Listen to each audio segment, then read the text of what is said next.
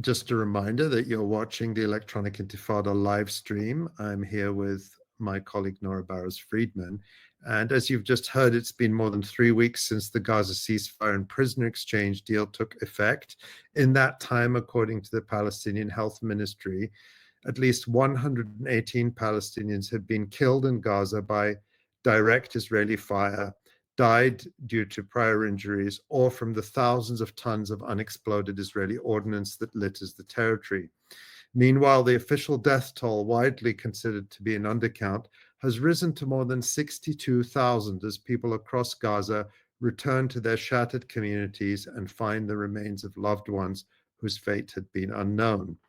One person who has been traveling across Gaza in recent weeks is Electronic Intifada contributor Abubaker Abed, and we're delighted, of course, to have him join us now from Gaza to talk about the current situation and show us some of the videos he's been filming.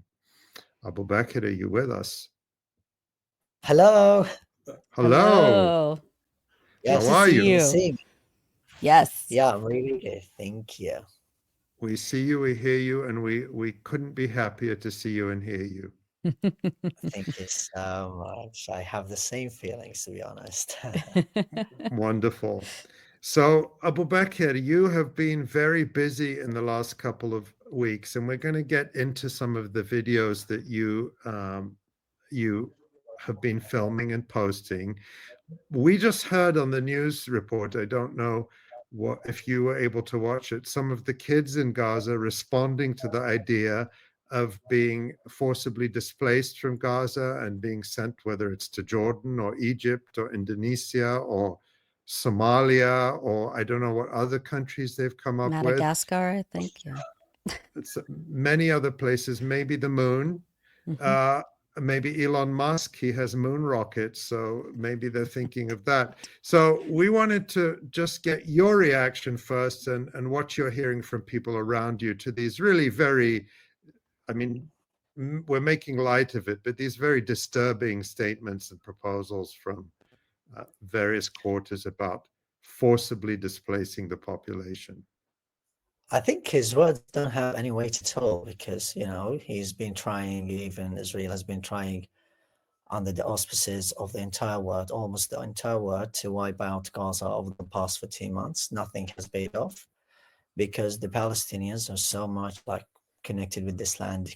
They cannot really leave it. Their heart is here. The properties, everything they have, everything they own is here. So how would you really like to take them out of their hearts? That's how it is. You can take their bodies, but you cannot really take their hearts, because probably Gaza is people here love Gaza to the core. They really, really, really love everything about Gaza.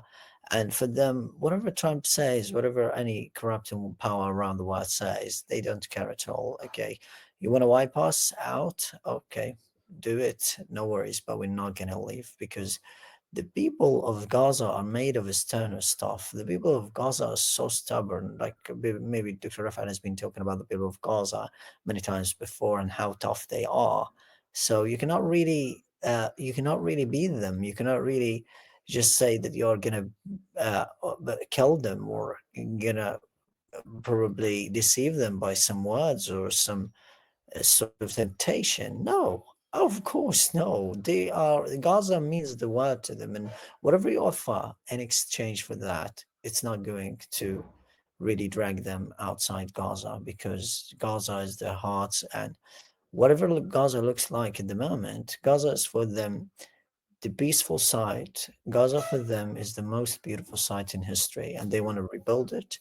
They want to really make it more beautiful again and again and again. So they really don't care. Like you cannot really give me luxury outside Gaza, because the worst thing here is the best luxury that I can have inside Gaza. That is the connection that I'm trying to tell you about. That's the connection that people have here with Gaza, and this connection is every day being consolidated. Every single day it's being strengthened. So you are, and by those words, you're not weakening this connection or relationship or link. No, it's getting stronger. It's getting strengthened every single day. People want to rebuild. People want to go back to their homes. I've been around Gaza for probably a week. I've really gone several places. I've seen the people, some places really didn't have any differences compared with how they were before October the 7th. And this can tell you, can be a very great indicator, an obvious indicator of how much people here love life, how much they are strong together, they are united, and they will never ever give up Gaza, because Gaza is synonymous with their heart. Well, let's look. You have been around Gaza, so let's take a look at some of the reporting you've been doing across Gaza in recent weeks, and we're going to look at some of the short video. You've actually been posting video reports at your Twitter account over the last couple of weeks, and I wish we could show them all, but we want people to know about them, so they're going to go and find them there. We're just going to show a couple of clips, and let's start with these two short clips, and then we're going to get you to talk about them, and then we'll look at some more. So this is the first one we're going to look at. You filmed in Gaza City's Al Rimal neighborhood. Let's take a look at that. Just total annihilation. The Holocaust of our time, ladies and gentlemen. This is the Holocaust of our time. If you can't see it, this is the Holocaust of our time. You see what Israel has done to Gaza. Every place has been targeted.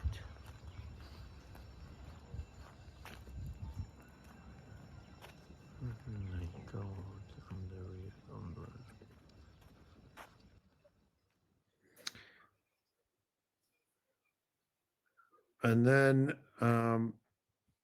that's part of a longer video, but we have a second clip that we're going to show now that is from Tel El-Hawa, which is also part of Gaza City. So we'll go to that in a moment.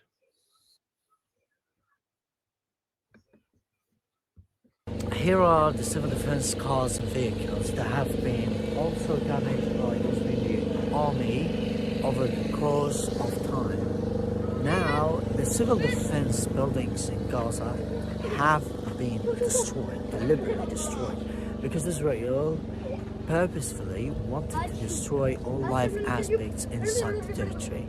Now, for the civil defense, it was really important to find alternatives, because the work is very important on the ground. They retrieve bodies from under the rubble. They really help people when bombings happen, and they help the overall population with water and other needed services. So here are the civil defense cars. 1, 2, 3, 4, 5, 6 cars. This is a part from the building that has also been hit during the genocide. Here is the building. You can probably see that. And here is the civil defense car as well. So it's just you know, it's just, you know, incredibly devastated. People are telling me even to document what has been destroyed inside. But these cars, of course, no longer work. Look, the hole here. This hole is so big. I mean, So those those are fire engines and ambulances and, you know, paramedic vans. Tell us more about what, why you wanted to take these like walking tours of Gaza City and these neighborhoods in particular, and maybe what surprised you the most. Well, I think because it was really hard to take the pain alone, so I just wanted to vent a bit. That's why, because when I first entered Gaza, it was totally, totally devastated. Like all the buildings are gutted, and I'm gutted at the same time. So you cannot really understand and comprehend the scale of destruction that is seen all across the strip, in every single area, particularly in the northern parts in Jabalia and Saftawi area. Those two areas are completely flattened to the ground. And when you talk about the civil defense, for example, there's nothing military here at all. But I just wanted to show the world that Israel does want only to annihilate every aspect of life and just weaken the social fabric of the Palestinian people. That's their ultimate goal and ultimate aim.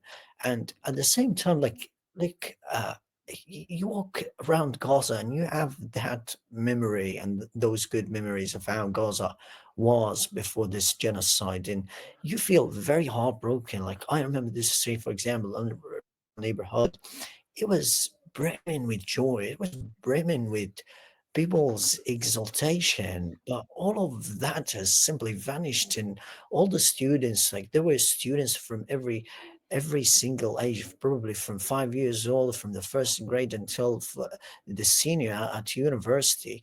And when you look at it, that there are no students, there is no traffic because it was filled with people and vehicles, and all that you can see is just piles of rubble and piles of garbage because the infrastructure has also been destroyed over the course of the past 14 months.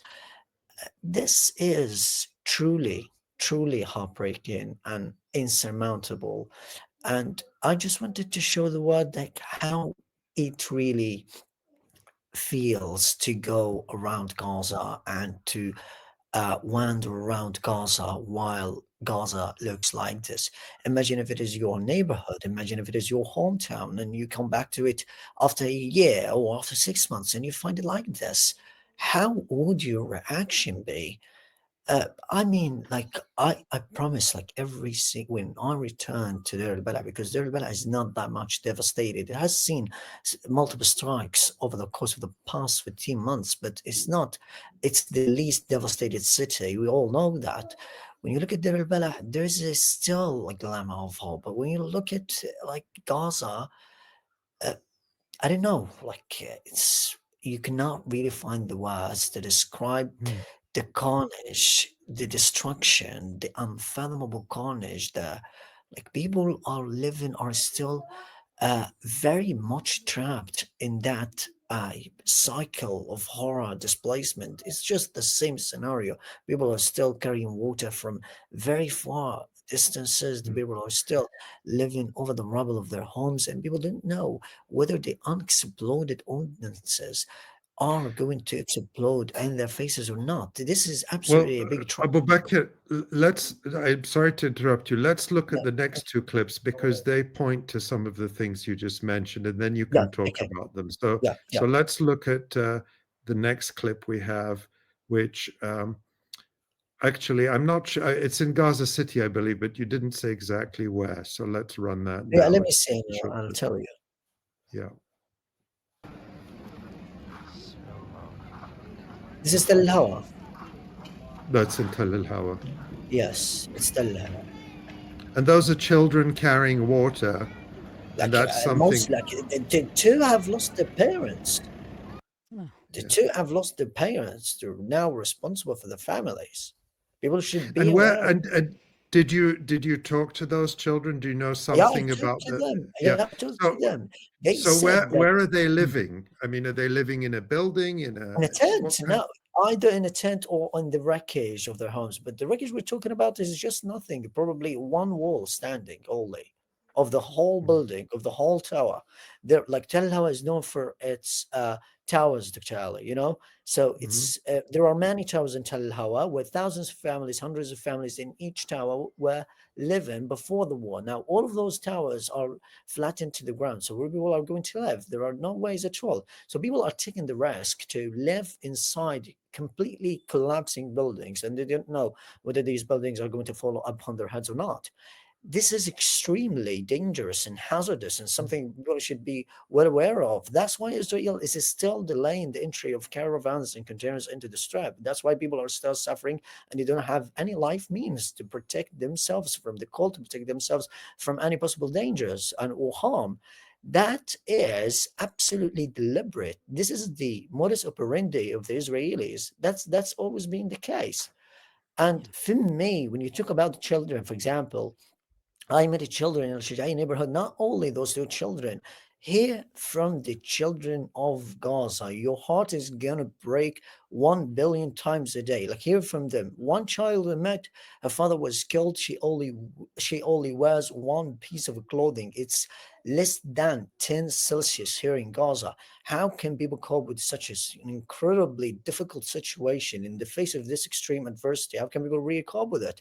When you talk about children, this child, this girl, 12 years old child, I think she's the oldest for her father, who was killed by the Israeli military, is now taking shelter in in a completely damp, dank tent in Gaza over the graves. They destroyed the graves in Al-Shujai graveyard. And those graves that we are talking about, which are destroyed, most of the corpses inside them have been stolen by the Israeli military and they have been smuggled out of the territory. So when we talk about it, it's completely insane. Where are the people who have claimed that human rights are going to ensure or secure people's rights? Like, how can we honor those people who have been killed by the Israeli military? How can we honor all of those deaths if their corpses have been stolen by the Israeli army? And then look at the other children. I met a child who stayed the whole time in the north of the Strip. She's absolutely mentally ill. I talked to her, the girl, she's 12 years old, but she's not okay. She doesn't speak well. She still has a trauma to recover Yeah. from. That's why when you speak to the children of Gaza, you're talking about Gaza. What 1.1 million, half of the population is children. Like, what have they got to do with this war? So they were subjected to this level of barbarity. I mean, talk about them. Talk about those children who have been deprived of their education, have been deprived of their childhood. They don't know what childhood means anymore. And then I met 3 children in Jabalia, and they're saying, like, they cannot really string 2 words, I'm sorry, from the trauma. Everything, like, what happened to you? I ask them, what happened to you? And then they say, my home destroyed, like this. And then Mm. they started crying and sobbing in pain. How can you tell these children to cope? What is the way? I've been asking psychologists from around the world, how can I really, as someone from Gaza, tell these children to cope?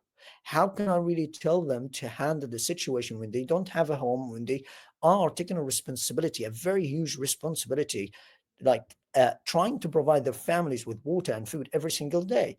The free food distribution centers are still operating on the ground, and that is a huge indicator the humanitarian organizations are not honest, are not transparent in distributing aid, despite the fact that aid has been flowing in. So where are people what people are talking about? It's Mm. completely unbearable. Let's look, Abubaker. It is just seeing the children carrying water and thinking of them, of everything else they're coping. That was just a glimpse of what their lives are like, and what you describe as horrifying. Another aspect you mentioned, we're going to see in this next clip, and then we'll get you to tell us about it. So I think I've found a mine. Yeah. So I'm gonna walk away. Well, I'm afraid it might explode. Oh my god, what this sound is. Yeah, there is, like, you probably can see in the background, just smoke rising from the buildings and from the rubble. People are going back to those places, the places they once owned, and they were shining in beauty, but Israel has destroyed them. So that was, I believe, you were walking towards Gaza City, and it's pretty Yeah, terrifying along that you Al-Rashid Road. saw. Yeah. That's the Rashid Road, and you saw that mine there. Uh, how Yeah. common is that? I mean, it's terrifying to think you could have stepped on it. It could have been live and exploded. And did you walk from Deir al-Balah to Gaza City? Yeah, I walked. I made a 16-kilometer Wow. trek. Yeah, I walked all the way, and it took me 3 hours, more than 3 hours, from Deir al-Balah to Gaza City, and I was totally exhausted after it because it's very, very tiring and it's unbearable, to be honest, to walk on foot, And and did you especially stay in because Gaza City? yeah, I stayed there 5 days. And just, you don't have to give details, but where were you able to stay? Where did you sleep? I slept in the wreckage of one of my friends' houses, Oh, and wow. we were like shivering with fear every single day, every single night, because low pressure fronts have been stalking Gaza over the past few weeks. It's so unbearably cold. Yeah.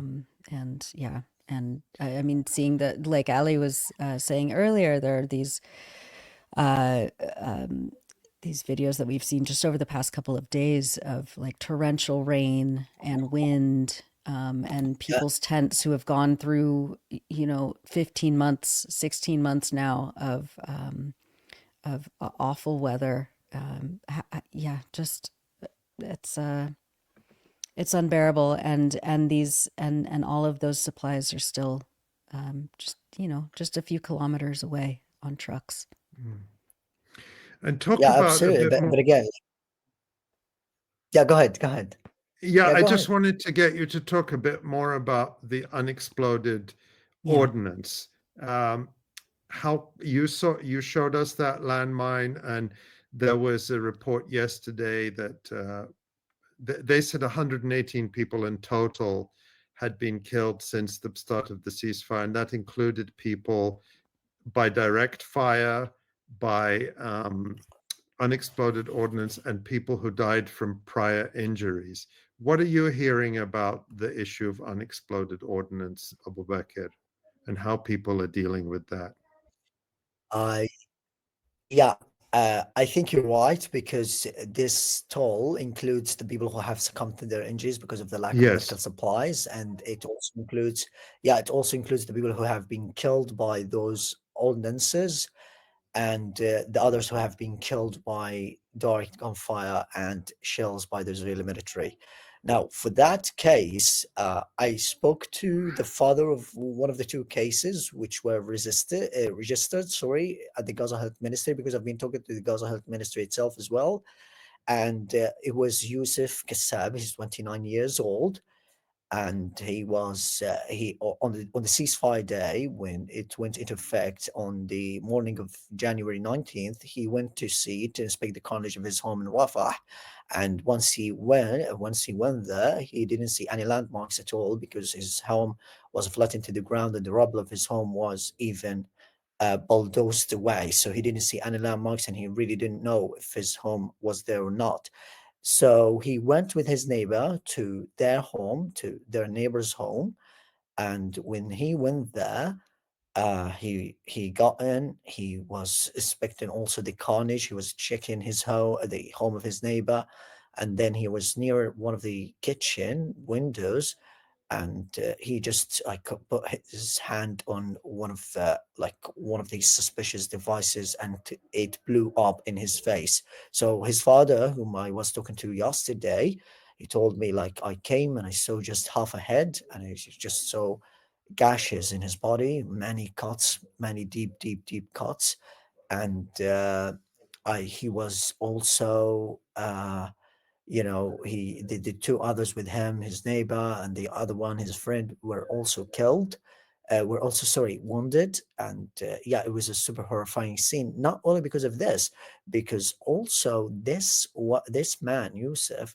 was a father of three children, and his father told me one of the main obstacles that I'm still trying to iron out or to deal with is that his oldest son, who's 6 years old, keeps crying in the night asking for his father, and he couldn't say anything. Like, what should I tell him? Like, I mean, like, what should I really tell him? His father has died, and he cannot really take educating those three children, 6, 2.5 years old, and 1 years old. So how can he really educate these children? And those children keep suffering in pain in search for their father. So this is the tragedy that people are still thinking about. And they told me even we cannot really go back home at all. And It's Yeah. yeah. I just wanted to say, and you reported on this case and this family for Dropsite News. Yeah, We I can did. actually, I think we can put that up. I just dropped it in the chat, Tamara. And according to your reporting and the information you got from the Gaza Health Ministry, at least 2 people have been killed by unexploded Yeah, ordnance, and there's another and one today. And there's another Another one one today. another today. one today, and Oh, about yeah. 40 injured.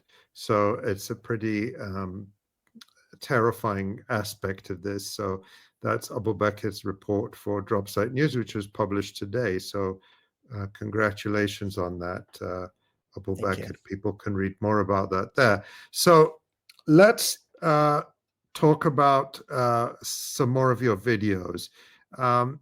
A lot of the videos that you've posted on social media in your trek around Gaza, especially northern Gaza, show immense destruction, but you also show parts of Gaza coming back to life. And so let's take a look at these next 2 clips and get your comment on them. The first one is in Shuja'iyya, which is east of Gaza City. And of course, that's the neighborhood so many of us associate with your beloved teacher, our dear friend, Dr. Rifat al-Arair, who, as we heard from Asim and Nabir Yeah. last week, was taken back and buried in Shuja'iyya last week. But let's look at this first clip from Shuja'iyya. This is al-Shuja'iyya market, the place, the neighborhood after al-Saha area. It has also been hit multiple times with the Israeli army over the course of the genocide. But again, people have reopened their markets, have reopened their shops, clothes shops, toys shops, everything. Like life is being restored here, and everything is incredibly amazing as it was before. Like there's nothing seem to be different between the pre-war time and the after-war or the post-war time. There's nothing different. Just people are getting back to where they were. And they have that time to relish, to rejoice at the vibrancy and the beauty of Gaza City, despite the overwhelming destruction. And let's look. It's extraordinary. Let's look at another clip. We'll look at them together and we'll talk Yeah. about them. So the second clip, that was in Shuja'iyya, which is east of Gaza City. And then this one is from the Gaza City gold market. This is the gold market in Gaza City, and just gold is being sold here.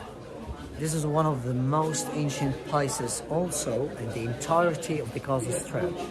It has been reopened after Israel destructed this area completely, and just a few people are getting through here, get through the streets, or walk on the streets, to search for gold, because gold is expensive.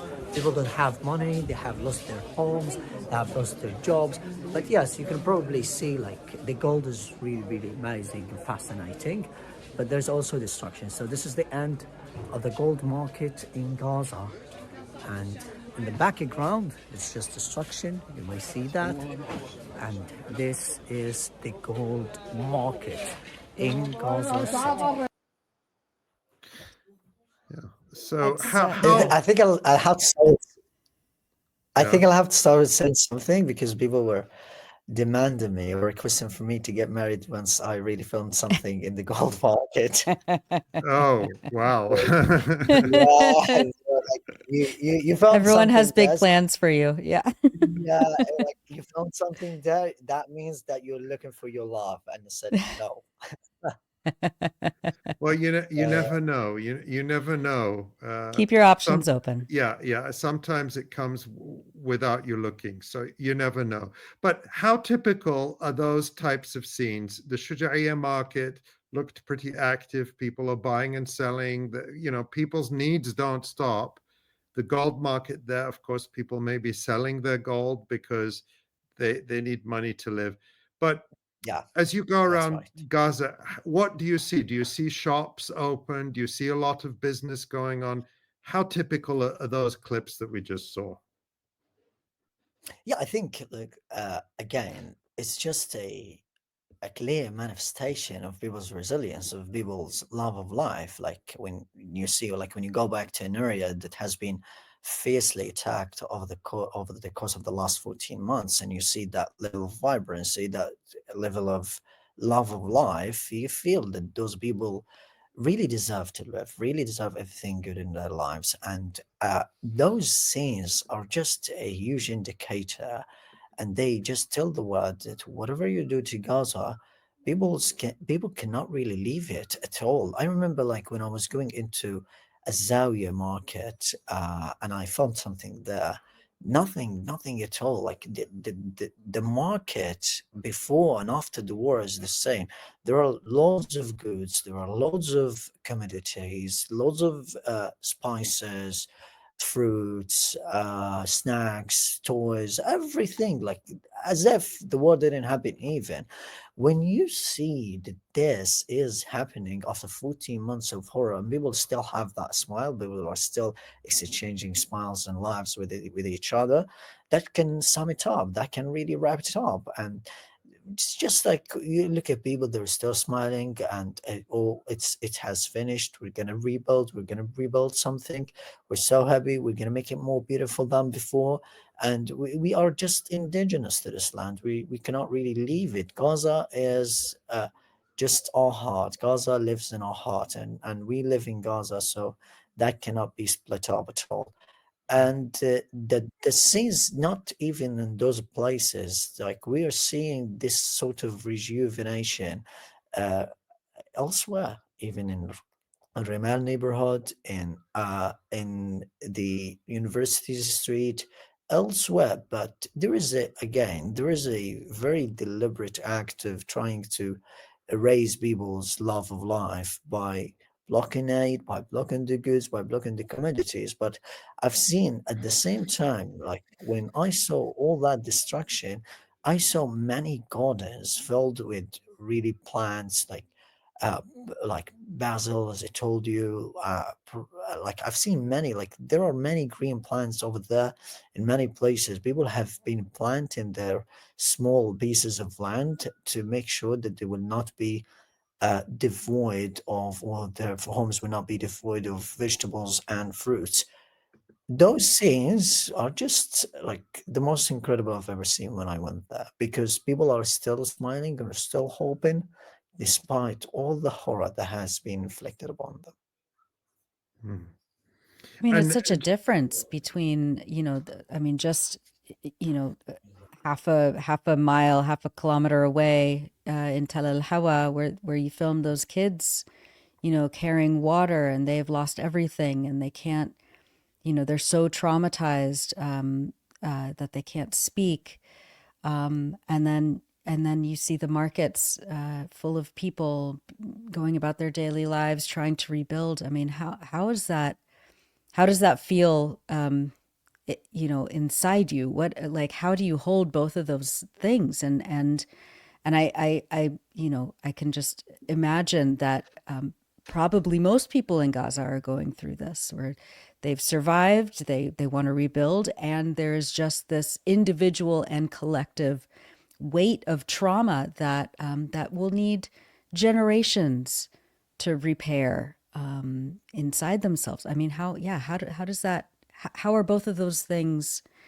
Um, They're how do you putting hold them? their Yeah, look, the people here are really building their hopes over each other. Now, that means, like, I'm hopeful that there is hope there, so we can be united together. So we're not gonna let despair or the scale of destruction, the scene of horror that we are seeing at the moment, let us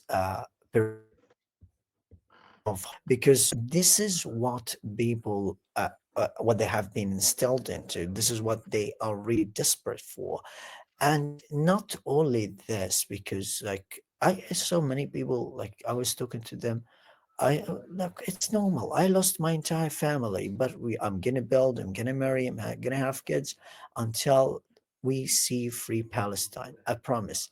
This sort of strength is unmatched. This sort of resilience is something I've never seen before. And that's what we wanted from the very first time. That people did not let anyone make them bereft of hope at all. They stuck to it, they really clung on to it despite it was being dashed every single day by the ongoing policies by the Israelis to wipe out Gaza, to starve them, to freeze them to death, and every sort of death they have been witnessing over the course of the genocide. Again, when you look at the children, how they're playing in the streets, when you look at people how they are repainting the walls, how they are making like they are sweeping up the streets in the most beautiful ways that you cannot really see probably in London or in Chicago, with all due respect to people who live in Chicago, of course. And when you look at that, it's absolutely amazing. You cannot really, really, really, I mean, it's wonderful. It's beyond Mm. wonderful. And this, like, what people believe me, from the very first time when I talked to you, I remember at the beginning of the genocide, I told you that there are still a lot of hopeful people. There are people who have lost their entire families. There are people who have suffered unimaginable losses, but they promised to themselves, whether we are going to be killed, we're going to carry that hope with us. Whether we are not going to be killed, we're going to rebuild Gaza. And you see all the banners that are written on the streets, written on the walls, that we promised to rebuild it. And and we're seeing at the moment. They promised and they are just now implementing their action on the ground. So just give Gaza the time, give them the means, and everything, I promise, everything will be like before and even more beautiful because there are the I've seen many flowers over there. I've seen how people are smiling. I've seen how they are still going to the beach to relax despite the scene of the beach is not like before. And this, just all of those views can give you the clue that Gaza will never be beaten. Whatever Trump says, whatever an occupying power will say, to the very last child, there is hope literally soothed in their hearts. And this is something you cannot clench at all. This is what I can tell you. Mm. Wonder. Well, let's that. I mean, it's still for me, hard to think about how. I wonder how people can be so resilient. It is. I can just listen to you in awe and not try to understand it, but just listen and observe to what people are doing, because I think it's impossible for any of us who are outside that situation to really understand how people can hold these things together, the daily struggle to survive with this hope. Now, Abubaker, we have just one more video clip that I want to show. And you filmed this at the campus of Al Azhar University in Gaza City. And this is an area where several of the major universities are clustered close together, including the Islamic University of Gaza and Al Aqsa University. But before we show that video, I want to show a few photos of the campus area. I believe these are actually photos from IUG, the Islamic University of Gaza, which is your university. And they were shared with us by your classmate, Khalid al-Hissi, who is also a very much appreciated contributor to the Electronic Intifada. So let's look at these 4 photos of the campus area. I don't know if those are Khalid's glasses there at the bottom left of the picture. No, And it's the library. It's the library. He used to sit there. Mm. and what's this one? This is the administration building where All right. Rifat was spending his entire life. And I think that was built after the 2008, 2009 war. And I think I visited this building. Oh, I think no, It's very recent, I guess, after the war of The 2024. Sorry, 2014. 2014. Yeah, Okay. Yeah. Okay. Well, after the 20, sadly, I think I yeah, visited a 14. Yeah, building.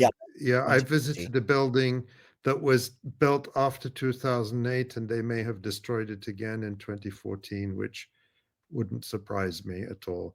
Let's take a look at the next photo. That's just a general scene of the campus. Is this an area you Beautiful. recognize? I love this photo because it just shows the greenery and the Hmm. shade from the Yeah, trees and and how the lovely it background is. is Al-Azhar University, where I, yeah, I'm This sorry, is and in the Al-Aqsa. background, the yellow buildings are, yeah, this is Al-Azhar University. That's Al-Azhar University. Okay, great. And then I think we have one more, and that's just a general view. This is the mosque. Yeah, this is the mosque inside the Islamic University, the buildings, the laboratories and of the Islamic University, and the laboratories, the building of the laboratories, the science building at Al-Azhar University. That is the view that is bringing them all. Mm. So it's really beautiful campuses, as beautiful as any campuses I've seen anywhere in the world. And Yeah, we're grateful to Khalid Al-Hissi for sharing those photos and letting us show them. And now we can show a clip, which I'm sorry to say is going to be hard to watch after seeing those beautiful photos.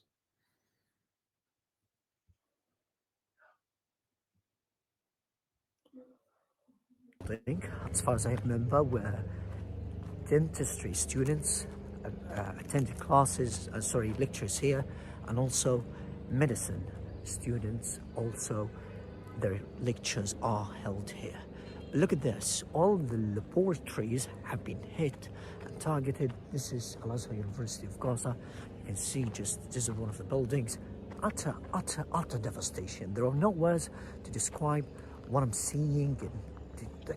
This was a yard filled with joy and happiness and vibrancy and activity by students who were always happy, attending classes, gathering to hold research or to conduct research papers, to conduct research for their studies and meet their professors. But now it's just been turned into a desert, a worse than a desert. Yeah. Mm. So it must have, what did it feel like for you, Abubaker, to go back to your campus where you studied, where your friends were, where your hopes were, and to see this? This must have been one of the hardest things. it really is. Like when you look at it, it's become a desert. Even a desert is much better than that. And you see like many of plants that grow alone are there, and you can see just like the trees, the computers, the laptops, the everything inside the box, even the benches, the chairs, everything is destroyed. And those buildings have also been hit multiple times by the Israeli army over the course of the past 15 months. So look at them, look how it is looking like, just piles of sand, piles of rubble everywhere. And those buildings cannot really be repaired. They need to be even destroyed again. They need to be destructed and then rebuilt. So this is the level of barbarity that those universities or those educational institutions have been hit without any reason. So there is nothing, there is no justification of those ongoing, of those war crimes against people. But again, I know many of those people who love, because this is the yard of the campus at this university, Al-Azhar University, and I know many of those students who were absolutely decorating those buildings in this yard were killed, and I know many of them, and like I remember very vividly many of those people who were studying dentistry, who were studying medicine as well. They were killed by Israel. Many of those students, when we talk about the death toll among students, among university students, it's over 2,000 3,000, I guess, students who have been killed from different universities in Gaza. And all of those universities have just are now a wasteland. They are wastelands, and they cannot really be used to resume education. it's very difficult to see that your university is like this. And what makes it very difficult, because when I was walking around, I was thinking about the academics who were justifying Israel's genocide. And I really remembered that Jewish Zionist university professor at Columbia University when he was justifying Israel's war crimes. So, what would his reaction be like if this were his university? What would it be like when the university professors who were justifying and giving consent for the Israelis to hit universities, what would the reaction be like? What would it be like for all those workers in the academic field would be like? It's just insane. Everywhere I went across this universe, everywhere like I went here, I was thinking about the same thing. Imagine like I haven't completed my education. It's been it's been almost a year and a half, and I cannot really complete my education. My colleagues have been killed. My university professors have been killed, like many of them, not all of them, but many of them.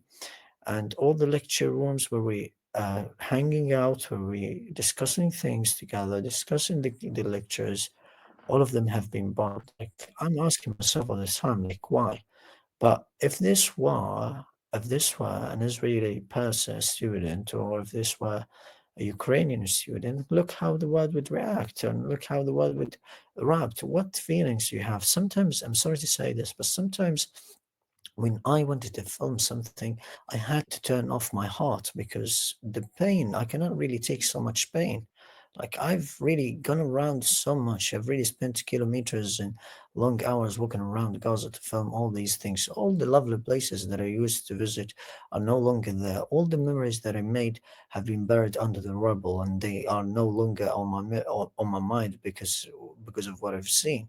And all of the friends, many of the friends that I used to be at with are now in graves inside the graves of Gaza, and the others have been living outside Gaza or have escaped for safety. Like when we talk about Khalid, Khalid was talking to me most of the time. Like I really hope for one day, the ones we were spending before the war, and I said, inshallah it will happen, but look, like our memories lost, our dreams crushed, our universities destroyed, our life paths have been smudged by the Israeli military.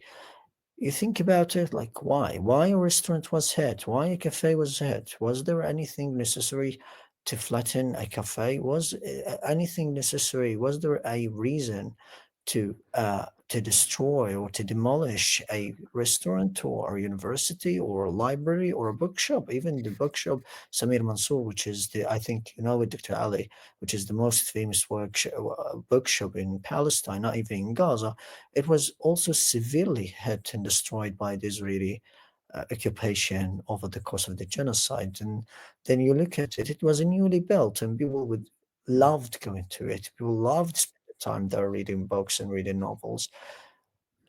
Nothing. Israel has left nothing. Nothing has really been spared by Israeli attacks. This trauma, I think, is untreatable, and I think no one can really treat this trauma. No medications, no psychologists, and no one, because we need to build it. Not we don't need only to build new buildings. We need to build the new memories until we really rehabilitate and recover from what we've been through. Mm. And as you say, Abu Bakr, so many professors, so many students, your own friends. I know many that you've lost many friends, as everyone in Gaza has, the people you had your best memories with in university.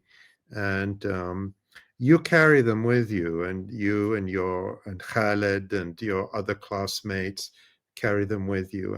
And we we all hope and believe that you all still have bright futures ahead of you despite this. We know what you're made of, and we know what you bring to this world. And I have a lot of belief in all of you as a generation.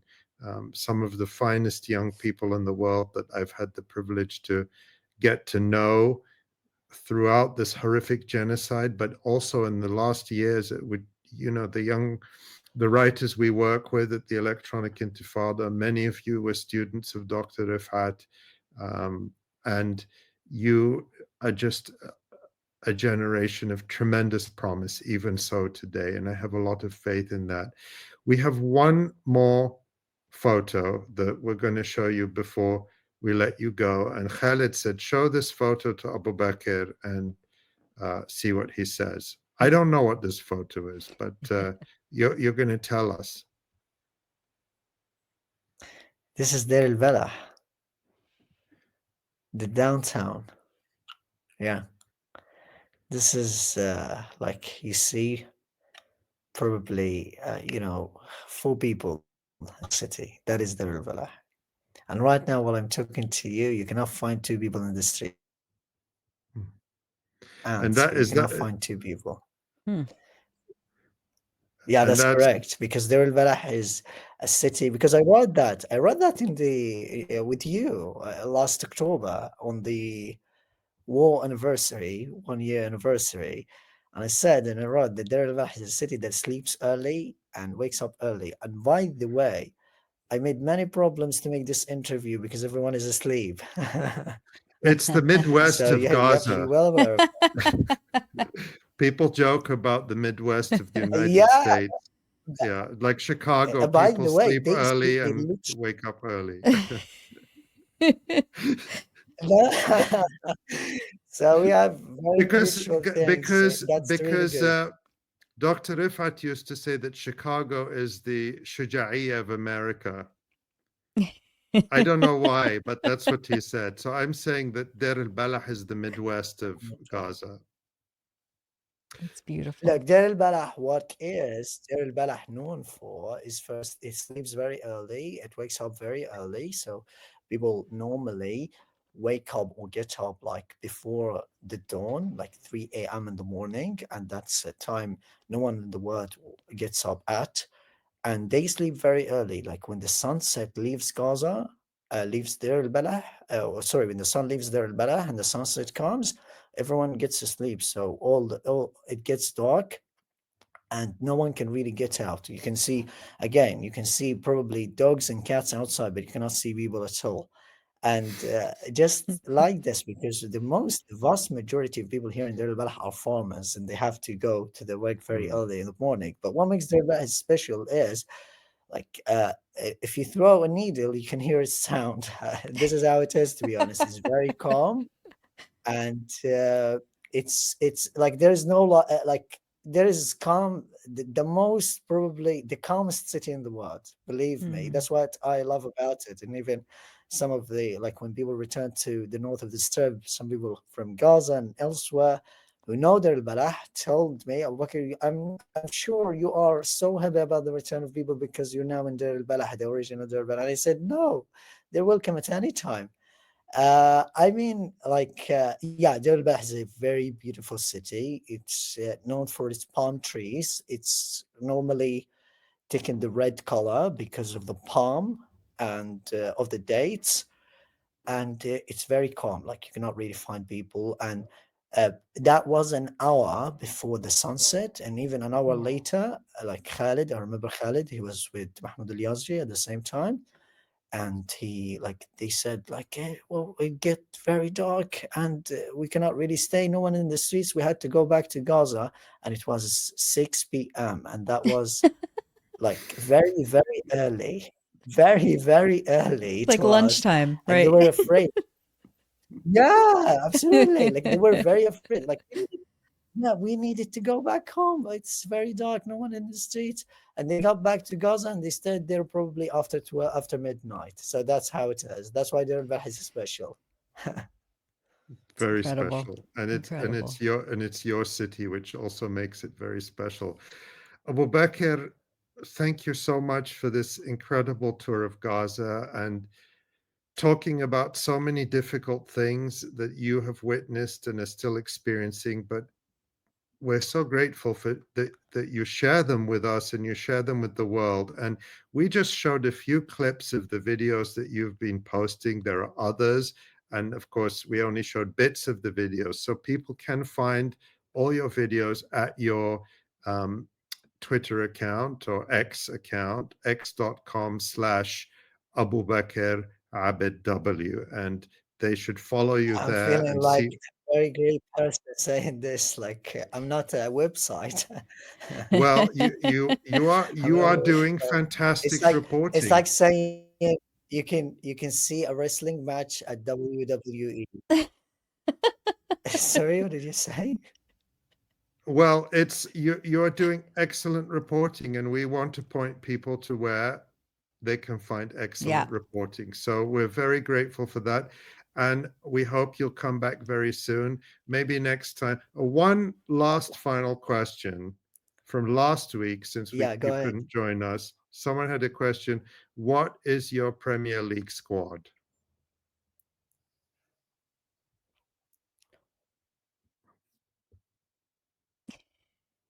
We're not going to get an answer Stunned this week either. silence. Yeah. Oh no, maybe his Oh video no. froze. Oh, No, I'm here. okay, you're What back. was the Okay, good. question? What What's is your Premier League squad? What Do you, was what's your what? I'm sorry, I can't hear you. what Premier League team do you support? football? Premier League. Premier League.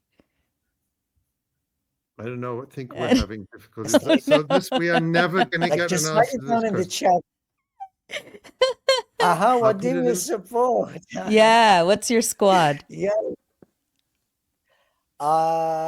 We don't use a squad, by the way. You have to learn lots of Team. football terminology. We say teams and clubs. Yes. Okay, we don't club. Okay, What's your say sorry. premier squad. club?